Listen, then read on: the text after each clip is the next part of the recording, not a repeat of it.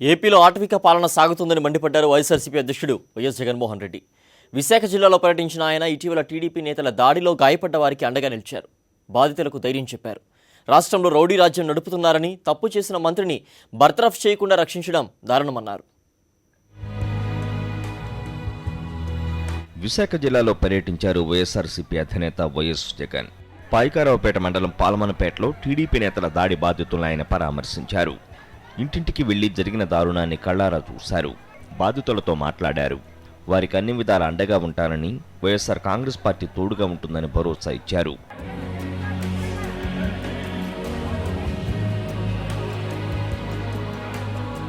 రాష్ట్రంలో ఆటవిక పాలన సాగుతోందన్నారు వైఎస్ జగన్.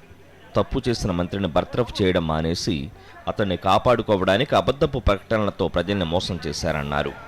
బాధితులపైనే తప్పుడు కేసులు పెట్టడం అన్యాయమన్నారు. అలాగే నష్టపరిహారం విషయంలోనూ మోసం చేయడం సిగ్గుచేటన్నారు.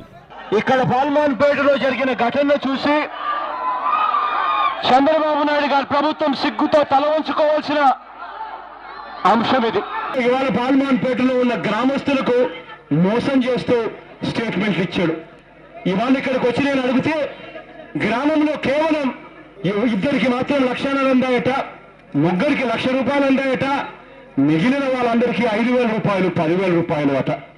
నిజంగా 400 మంది మనుషుల్లో ఏకంగా నీ మంత్రి, నీ క్యాబినెట్ లో ఉన్న మంత్రి ఈ ఊరి మీద పడమని చెప్పి పురమాయిస్తే ఆ 400 మంది ఈ ఊరి మీదకి వచ్చి దౌర్జన్యం చేస్తూ వీళ్ళ ఇళ్లలోకి వెళ్ళి వీళ్ళ బీరువాలు పగలగొట్టి వాళ్ళ డబ్బులు, బంగారు సైతం దొంగతనం చేసుకొని పోతా ఉంటే ఆ మంత్రిని బర్తరఫ్ చేయకోకుండా ఆ మంత్రి చేసిన దాని తప్పును నువ్వు సమర్థించుకుంటూ నువ్వు తప్పుడు వాగ్దానాన్ని మరొకసారి చేయడం ఎంత మటుకు ధర్మని చెప్పిన చంద్రబాబు నాయుడు గారిని గట్టిగా నిలదీస్తూ అడుగుతా ఉన్నా.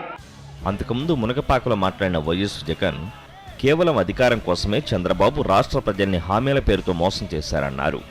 అబద్ధాలతో గద్దెనెక్కిన చంద్రబాబు రాజకీయాల్ని పూర్తిగా దిగజార్చారని ధ్వజమెత్తారు. 2 ఏళ్లు గడిచిన ఇచ్చిన వాగ్దానాల్లో ఏ ఒక్కటి పూర్తిగా అమలు చేయని చంద్రబాబు పాలనపై వైఎస్ఆర్సీపీ పోరాటం కొనసాగిస్తుందని వైఎస్ జగన్ అన్నారు. నేను ఏమైనా చేయొచ్చు, నేను ముఖ్యమంత్రిని కదా, నేను ఎన్ని అబద్ధాలైనా ఆడొచ్చు అని చెప్పి ఒక ముఖ్యమంత్రి కాబట్ట వ్యక్తి, ముఖ్యమంత్రి రేసులో ఉన్న వ్యక్తి అనుకున్నాడు అని అంటే ఇక రాజకీయ వ్యవస్థ దిగజారిపోతుంది. రాజకీయ వ్యవస్థలోకి చైతన్యం రావాలి. ప్రజల్లోకి వెళ్ళి ముఖ్యమంత్రి కాబట్ట వ్యక్తి ఎవరైనా కూడా మైక్ పట్టుకొని ఫలానికి చేస్తాను అని చెప్పి చెప్తే ఆ ఫలానికి ఆ వ్యక్తి చేయకపోతే రేపొద్దున మళ్ళీ ప్రజలు నిలదీస్తారు అన్న భయం ఆ వ్యక్తిలో ఉంటేనే ఈ రాజకీయ వ్యవస్థ బాగుపడుతుంది.